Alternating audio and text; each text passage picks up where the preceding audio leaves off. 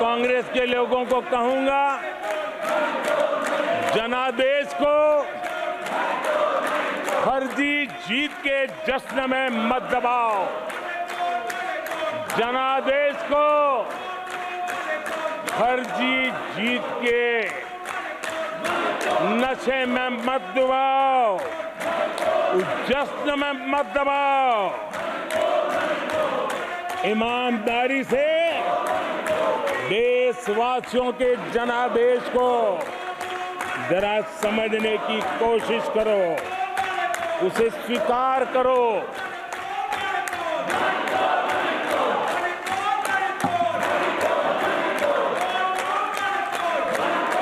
आदरणीय सभापति जी, मुझे नहीं पता कि कांग्रेस के जो साथी दल है उन्होंने इस चुनाव का विश्लेषण किया है कि नहीं किया है। ये चुनाव इन साथियों के लिए भी एक संदेश है। आदरणीय सभापति जी, अब कांग्रेस पार्टी 2024 से एक परजीवी कांग्रेस पार्टी के रूप से जानी जाएगी। 2024 से जो कांग्रेस है वो परजीवी कांग्रेस है, और परजीवी वो होता है जो जिस शरीर पर उस शरीर के साथ रहता है, ये परजीवी उसी को ही खाता है। कांग्रेस भी जिस पार्टी के साथ गठबंधन करती है उसी के वोट खा जाती है, और अपनी सहयोगी पार्टी की कीमत पर वो फलती फूलती है। और इसलिए कांग्रेस परजीवी कांग्रेस बन चुकी है। मैं जब परजीवी कह रहा हूं तो तथ्यों के आधार पर कह रहा हूं। आदरणीय सभापति जी, मैं कुछ आंकड़े आपके माध्यम से सदन को और इस सदन के माध्यम से देश के सामने रखना चाहता हूं।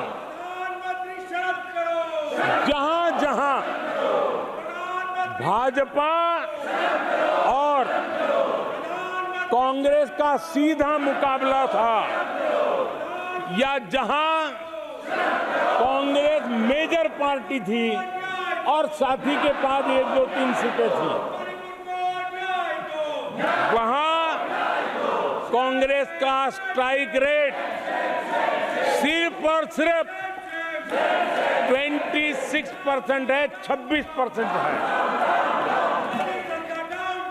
लेकिन जहां किसी का पल्लू पकड़ करके चलते थे, जहां वो जूनियर पार्टनर थे, किसी दल ने उनको कुछ दे दिया मौका, ऐसे राज्यों में कांग्रेस जहां जूनियर पार्टनर थी उनका स्ट्राइक रेट 50% है,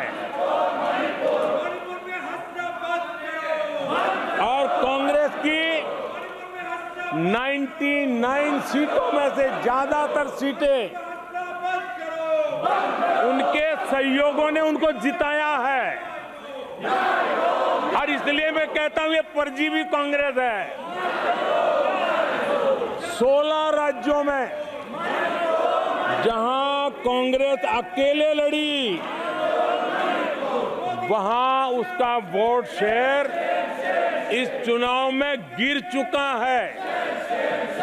आदरणीय सभापति जी,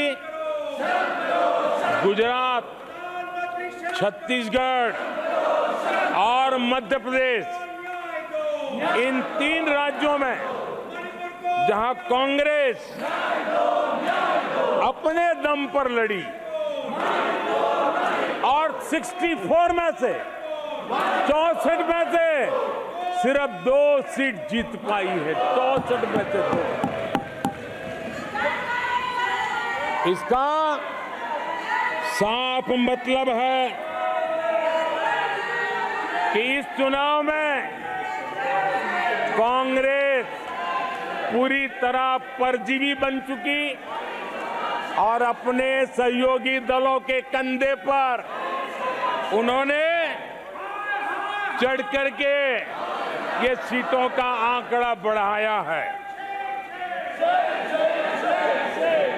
अगर कांग्रेस ने अपने सहयोगियों के जो वोट खाए हैं वो अगर न खाए होते तो लोकसभा में उनके लिए इतनी सीटें जीत पाना भी बहुत मुश्किल था।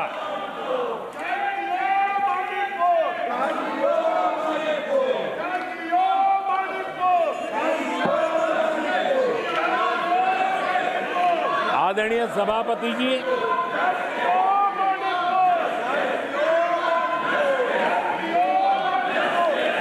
ऐसे समय एक अवसर आया, देश ने विकास के रास्ते को चुना है, देश ने विकसित भारत के सपने को साकार करने का मन बना लिया है। तब भारत को एकजुट होकर समृद्धि का नया सफर तय करना है। ऐसे समय ये देश का दुर्भाग्य है कि हिंदुस्तान में 6 दशक तक राज करने वाली कांग्रेस पार्टी अराजकता फैलाने में जुटी हुई है। ये दक्षिण में जाकर उत्तर के लोगों के खिलाफ बोलते हैं, ये उत्तर में जाकर के पश्चिम के खिलाफ जहर उगलते हैं, पश्चिम के लोगों के खिलाफ बोलते हैं, महापुरुषों के खिलाफ बोलते हैं। इन्होंने भाषा के आधार पर बांटने की हर कोशिश की है। जिन नेताओं ने देश के हिस्से को भारत से अलग करने की वकालत की थी, उनको संसद की टिकट देने तक का दुर्भाग्य हमें देखना पड़ा, जो कांग्रेस पार्टी ने पाप किया। कांग्रेस पार्टी खुलेआम एक जाति को दूसरी जाति के खिलाफ लड़ाने के लिए रोज नई नैरेटिव गढ़ रही है, नए तय अफवाहें फैला रही है। आदरणीय सभापति जी, देश के एक हिस्से के लोगों को हीन बताने की प्रवृत्ति का भी कांग्रेस के लोग बढ़ावा दे रहे हैं।